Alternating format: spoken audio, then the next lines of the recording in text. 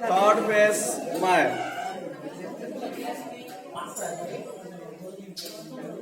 Started, huh? Yes, start right. Agriculture productions depends on the natural factors. Page number. Agriculture 66, page number 66. Agriculture 9th class students की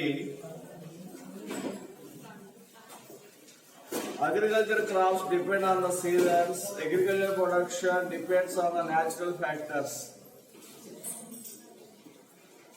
ఈ వ్యవసాయము ఈ యాక్చువల్గా అయితే సహజ సిద్ధంగా మనం పండించాలి. వ్యవసాయం చేయడం అనేది ఇట్ ఈజ్ న్యాచురల్లీ డిపెండ్స్. అంతేగాని ఎక్కువగా ఎరువులు పురుగు మందులు ఇలాంటివన్నీ పడటం మూలన అగ్రికల్చర్ అనేది బాగా రానున్న రోజుల్లో ఫ్యూచర్ జనరేషన్ తగ్గిపోయే ప్రమాదం ఉంటుంది. చూడండి page number 66. The agricultural crops depend on the seasons and natural resources such as the soils, water and sunshine. The three factors are very important. Agriculture is depend on the three factors.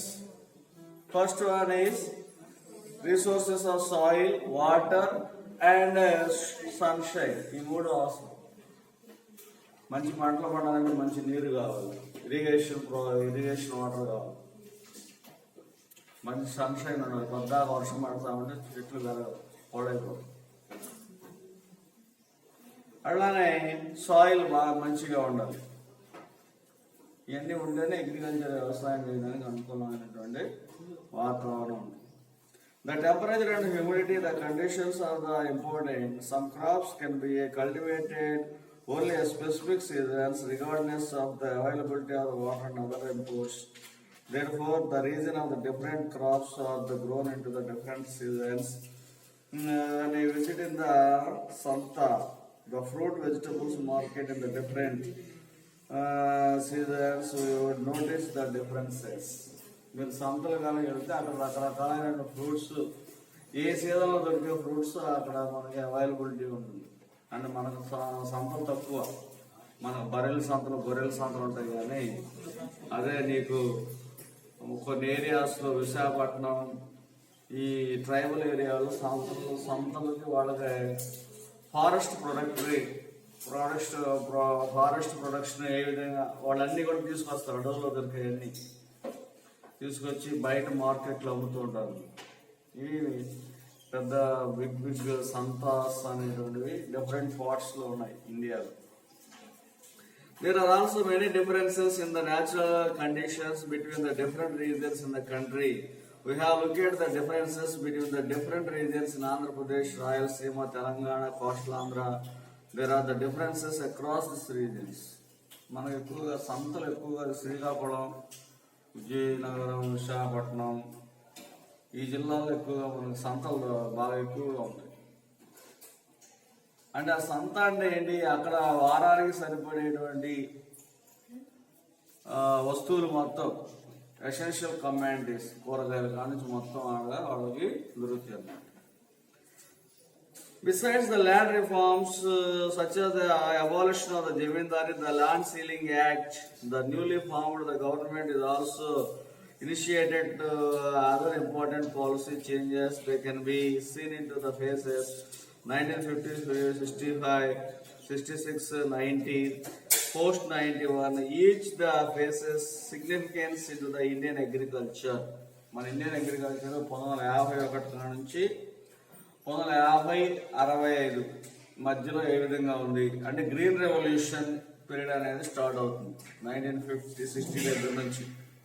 యాక్చువల్గా green revolution start 1965 దగ్గర నుంచి start అవుతుంది. First ఫేజ్లో ఏ విధంగా ఉన్నాయి, second ఫేజ్లో ఏ విధంగా ఉంది, థర్డ్ ఫేజ్లో ఏ విధంగా ఉంది అనేది గ్రీన్ రెవల్యూషన్ సిస్టమ్ అని ఎంఎస్ స్వామినాథన్ ఈ the father of the green revolution in India. ఆయన ద్వారా మరి భారతదేశంలో వ్యవసాయాన్ని ఎక్కువగా జరగడం అనేది ఫస్ట్ ఫేజ్లో ఏం జరిగింది గ్రీన్ రెవల్యూషన్ అంటే post pre green revolution, post green revolution అంటారు. గ్రీన్ రెవల్యూషన్ బిఫోర్ ఏ విధంగా ఉంది, గ్రీన్ రెవల్యూషన్ ఆఫ్టర్ ఏ విధంగా ఉందనేది మనం చూడాలి. See, look at this. Between the 1950 and 1965, the Indian government invented heavily the irrigation power projects. It was happened that they would be rising the crop production and solve the problem food shortage. ఈ భారతదేశంలో వ్యవసాయానికి ఎక్కువ importance ఇచ్చారు 1950లో.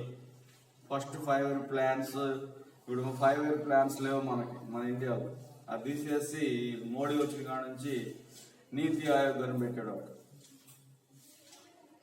కొత్తోడు ఒక్కొక్క వాడు government వచ్చినప్పుడు ఇదివరకు యాక్చువల్గా ఏంటంటే 5 year ప్లాన్స్ అని ఉండే. ఈ 5 year ప్లాన్స్ లో first 5 year plan is the top most priority in agriculture. Second 5 year plan వచ్చేసరికి ఇండస్ట్రీస్, అట్లా అన్నమాట. ఒక్కోదానికి ఒక్కొక్క ఇంపార్టెన్స్ ఇచ్చారు. అయితే ఇరిగేషన్ ప్రాజెక్ట్స్ డెవలప్మెంట్ చేయాలి ఫస్ట్ 5 year ప్లాన్ అని చెప్పి 1950లో ఆలోచన చేశారు. India government of India is thinking to develop the irrigation projects various parts in the country. ఎలాంటి ఇరిగేషన్ ప్రాజెక్ట్స్ కట్టారు? The big dams and irrigated and electricity generated like Bhakra Nangal in Himachal Pradesh. Bhakra Nangal project ఎక్కడ ఉందమ్మా? హిమాచల్ ప్రదేశ్ లో ఉంది. Damodara valley project west Bengal, Hirakud project in Orissa, Nagarjuna Sagar project in Andhra Pradesh, Gandhi Sagar project in Madhya Pradesh. ఇలాంటి ప్రాజెక్టులు కొన్ని కట్టడం జరిగింది. వాటిల్లో మన ఆంధ్రప్రదేశ్కి వచ్చేసరికి నాగార్జున సాగర్ ప్రాజెక్ట్. ఇంకా మనకి రీసెంట్గా 2021 నాటికి 21-22 నాటికి పోలవరం ప్రాజెక్టు కంప్లీట్ చేస్తామని అంటున్నారు. కాబట్టి అది కూడా కంప్లీట్ అయితే మన హెవీ ప్రాజెక్ట్స్ అనేవి మన ఆంధ్రప్రదేశ్ లో 2 ఉంటాయి. ఒకటి నాగార్జున సాగర్, రెండోది పోలవరం. మూడోది శ్రీశైలం ఎప్పటి నుంచో ఉంది కానీ అది చాలా లిమిటెడ్. శ్రీశైలం ప్రాజెక్ట్ ఓన్లీ చాలా చిన్న ప్రాజెక్ట్. పులిచింతల అవన్నీ కూడా కొద్దిగా చిన్న చిన్న ప్రాజెక్ట్స్. అవన్నీ 52 TMCలు ఉంటాయి దాని వాటర్ కెపాసిటీ. శ్రీశైలం 860 ఎంత ఉంది, 590 ఎంత ఉంది. కాబట్టి ఈ వాటర్ స్టోరేజ్ కెపాసిటీని బట్టి వాటిని మనం నిర్ణయించుకోవాలి. The area under the cultivation of the irrigated both went up to the crop of the production increased during the phase of the government promoted the formation of the farmer of the cooperative and also appointed the agriculture extension officers provided technical supports farmers. Agriculture ప్రతి మండలాల్లో ఇప్పుడు agriculture officers ఉంటున్నారు. వీళ్ళు extension అంటే రైతులకు కావాల్సినటువంటి suggestions, ఎలాంటి మందులు వేయాలి, ఎలాంటి పంటలు పండించాలి, అందరూ కూడా నేను మొన్న చెప్పాను. ఒకే క్రాప్ వేస్తే ఏమవుతుందంటే నష్టపోయే అవకాశం ఉంది. ఇప్పుడు నిన్న ఫార్మర్స్ అంతా కూడా ధర్నా చేస్తారు మన ఇండియన్ వైడ్గా. ఎందుకు చేస్తారు ధర్నాలు? ఎందుకు బంద్ చేస్తారు నిన్న? MSP కోసం. MSP అంటే మినిమం సపోర్ట్ ప్రైస్. ఈ మినిమం సపోర్ట్ ప్రైస్ అనేటువంటిది గవర్నమెంట్ ఆఫ్ ఇండియా డిసైడ్ చేస్తాం. అన్ని పంటలకి గవర్నమెంట్ ఆఫ్ ఇండియానే డిసైడ్ చేయాలి. అయితే కొన్ని పంటలకి ఏంటంటే స్టేట్ గవర్నమెంట్స్ మిద్దె నుంచి బాగా ఏంటి MSP అండి?